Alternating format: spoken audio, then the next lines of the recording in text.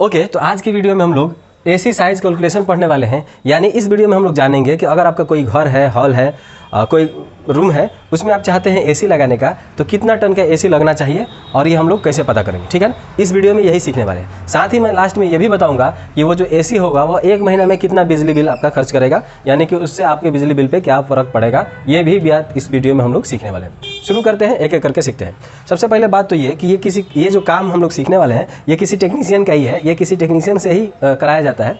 लेकिन इस वीडियो में मैं इतना आसानी से समझाऊंगा कि आप आसानी से, आप किसी भी ट्रेड से ताल्लुक़ रखते हो, आप आसानी से इस वीडियो के माध्यम से आप ये जान सकेंगे कि हमारे रूम में, हमारे घर में कितना टन का एसी लगने वाला है और उससे बिजली बिल पे क्या फ़र्क पड़ने वाला है। देखिए, बात ये है कि इसके पहले कि हम लोग एसी साइज कैलकुलेट करना शुरू करें, हम लोग को ये जानना होगा कि आखिर ये जो एसी करता है ये रूम के गर्मी को बाहर करता है। रूम, अगर ये रूम है हमारा, तो रूम से गर्मी को बाहर करने का काम करता है, हीट को बाहर करने का काम करता है। अब बात ये है कि रूम में हीट आया कहाँ से, तो ये 6 जगह से आ सकता है। हो सकता है कि ये जो हीट हो ये ह्यूमन बॉडी से निकल रहा हो, यानी कि हम लोग का जो तापमान होता है ये 37 डिग्री सेल्सियस होता है। और रूम का तापमान अगर हम लोग आइडियल स्थिति में बात करें तो 37 डिग्री सेल्सियस हमारे लिए, 22 डिग्री सेल्सियस हमारे लिए कम्फर्ट है। इस नए में रहेंगे तो अच्छा महसूस होता है।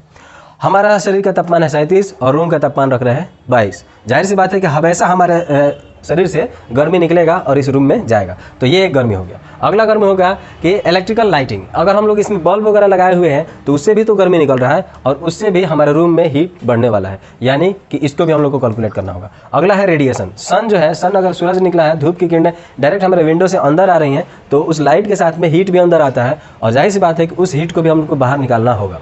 अगला हमारा कंडक्शन। कंडक्शन यानी कि अगर जो सूर्य की किरणें, धूप जो है हमारे दीवार पे पड़ेगा तो दीवार भी गर्म होगा और दीवार गर्म होने की वजह से हमारे रूम में भी गर्मी दीवार के माध्यम से आएगा, कंडक्शन की मदद से, ठीक है ना। तो ये भी गर्मी हमको बाहर करना है।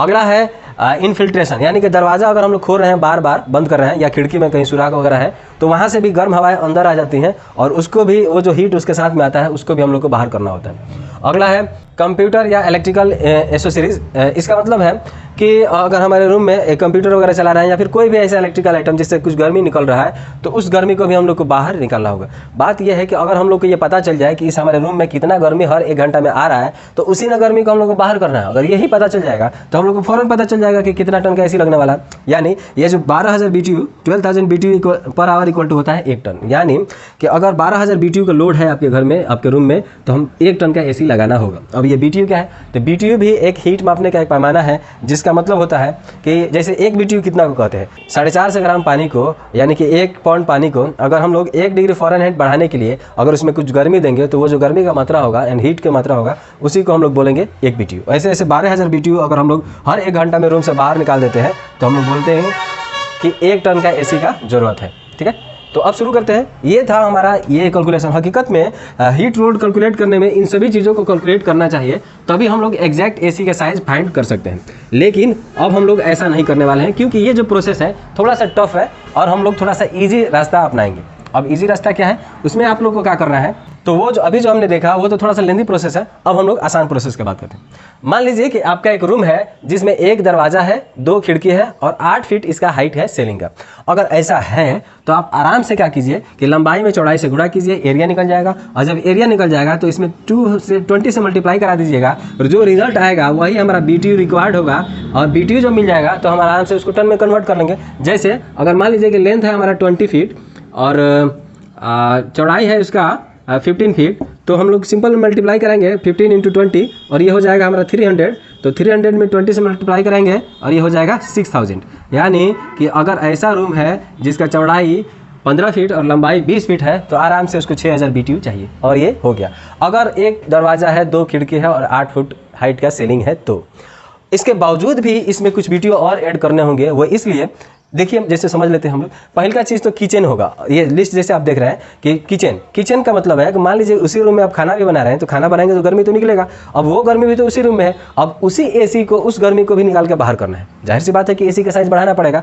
तो एक किचन में अगर किचन आप चला रहे हैं तो 3000 से 4000 BTU इसमें और ऐड कर देना होगा, तो ये 9000 से 10000 BTU हो जाएगा। अभी आधा टन का एसी रिक्वायर्ड था, क्योंकि 12,000 BTU में 1 टन होता है, तो जाहिर सी बात है कि 6,000 BTU में आधा टन होगा। आधा टन का ही रिक्वायरमेंट था, लेकिन ये बढ़ गया। क्यों बढ़ गया? क्योंकि आपने उसमें किचन भी ऐड कर दिया है। अच्छा, एक बात और यहाँ पे, अगर 2 आदमी उसमें रह रहे हो तो ठीक है ना, 2 आदमी रह रहे हो तो चलिए अब आगे देखते हैं। अगला जो चीज़ प्रभावित करेगा वो हाई सीलिंग। हाई सीलिंग का मतलब है कि अगर मान लीजिए कि अगर आपके छत का हाइट थोड़ा ज़्यादा है, छत का हाइट थोड़ा ज़्यादा है का मतलब है कि 11 फीट हो गया, 10 फीट हो गया, जाहिर सी बात है उसका वॉल्यूम बढ़ गया। अगर ऐसा होगा तो हम लोग को BTU थोड़ा और ऐड करना पड़ेगा, और वो वहाँ पे लिखा हुआ है 20% BTU और ऐड करना होगा। ये 6000 आया ना, इसका 20%। जैसे इस रूम का अगर मैं बात करूँ तो इसका हॉल का हाइट थोड़ा सा 11 फीट है, यानी कि इसमें थोड़ा BTU बढ़ेगा, और ये हो सकता है कि 20% में हम लोग BTU बढ़ा रहे हैं। तो 6000 अगर हम लोग का है तो 6000 में मल्टीप्लाई कराएंगे 20 और परसेंट का बटन क्लिक कर देंगे। कैलकुलेटर से कैलकुलेट करना इसको बहुत आसान है।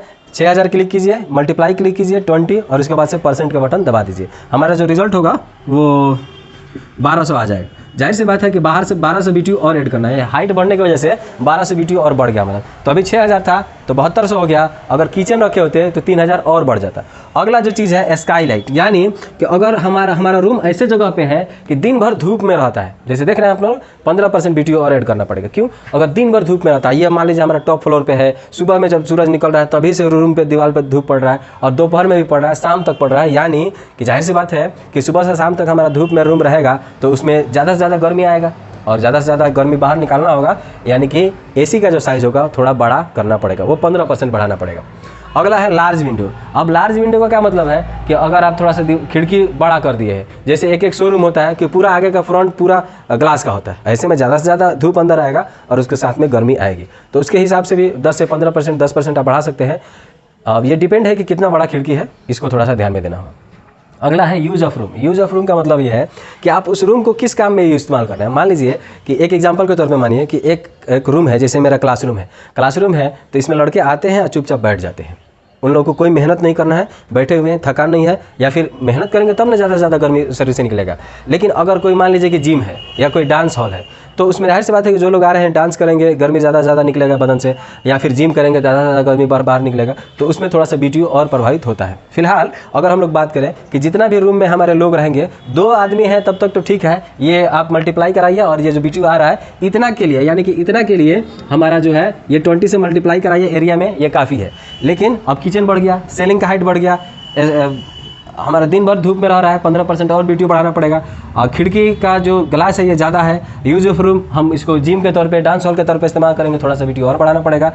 और अगर हमारे रूम में ज़्यादा से ज़्यादा लोग रहेंगे तो भी बढ़ेगा। और लोकल क्लाइमेट भी थोड़ा सा मैटर करता है। लोकल क्लाइमेट का मतलब है कि अगर हम राजस्थान जैसे इलाके में रह रहे हैं, देखिए जैसे राजस्थान का इलाका है, इधर दार्जिलिंग है या फिर जम्मू कश्मीर है, जाहिर सी बात है कि उधर ज़्यादा गर्मी पड़ता है। मध्य प्रदेश में भी कुछ हिस्से हैं, महाराष्ट्र में भी कुछ हिस्से हैं, गुजरात में भी कुछ हिस्से हैं जहाँ पर बहुत ज़्यादा गर्मी पड़ता है।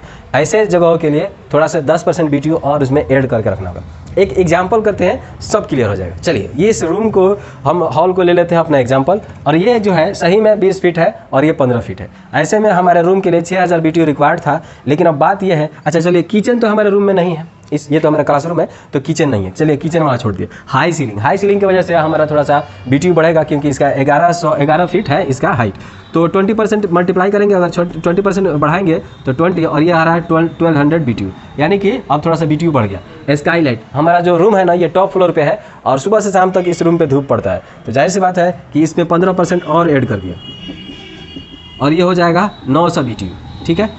अगला हमारा लार्ज विंडो। लार्ज विंडो तो मेरे रूम में नहीं है, लेकिन इसमें 3 खिड़की हैं, और यहाँ पे ये जो 20 BTU बढ़ा के हिसाब से जो जोड़ा गया था ये 2 खिड़की के लिए था, यानी कि 3 खिड़की हो गया तो थोड़ा सा 5% बढ़ा देते हैं। तो 6000 का अगर हम लोग 5% बढ़ाएंगे तो हो जाएगा 300 BTU और बढ़ गया।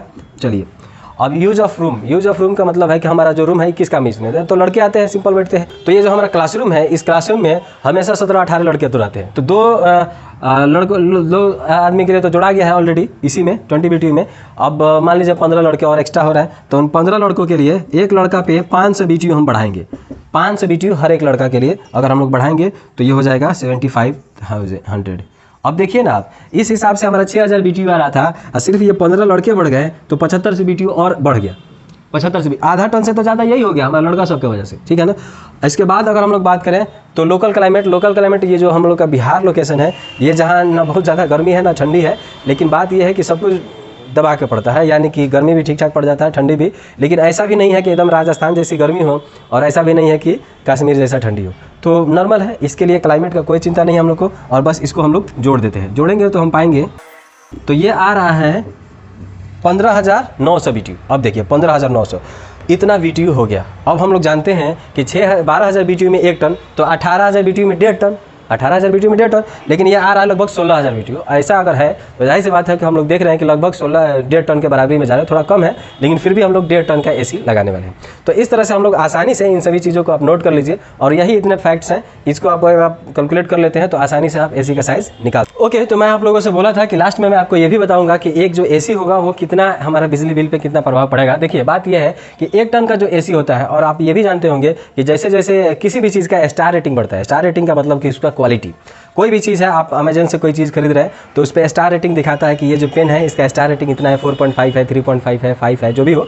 तो जैसे जैसे स्टार रेटिंग बढ़ता है, जाहिर सी बात है कि उसकी क्वालिटी बढ़ती है। तो अगर हमारा AC जो है 1 टन का है और उसका 5 स्टार का AC आप खरीद रहे हैं तो 850 वाट लेगा, 850 वाट का लोड होगा। अगर आप 4 स्टार में खरीद रहे हैं तो हो सकता है कि 1000 वाट तक हो, और अगर 2 स्टार का आप खरीद रहे हैं तो हो सकता है कि 1200 वाट का हो, 1200-1250 वाट का हो।